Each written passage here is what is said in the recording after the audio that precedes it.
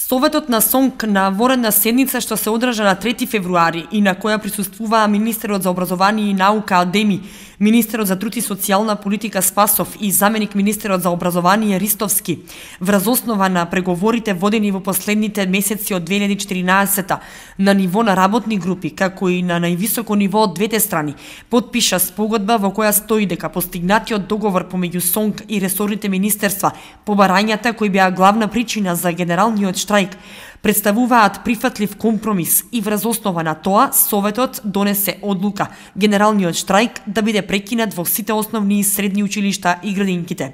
Прекинувањето на штрајкот го потврди и СОНК. Со спогодбата барањето ќе бидат реализирани, конечно веќе нема да има казнување и наградување. До 15 март најдовме едно соломонско решение да почнеме со реализација, да изнајдеме можни решенија, да дојде до измени на законот и да го спроведеме екстерното оценување на европски терк. Што значи тоа?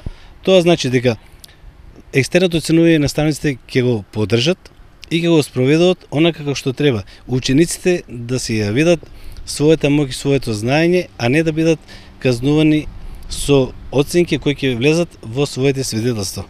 Исто така и наставниците преку ова екстерно оценување да не бидат казнувани или наградувани.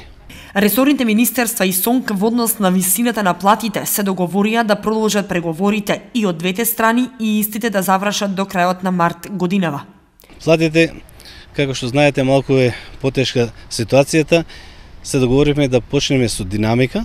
Сега договоривме да имаме најмалку 2 работни средби во месецот, каде што ќе дотераме коефициентите и како ќе биде, дали ќе биде во динамика или ќе биде со коефициенти покачување.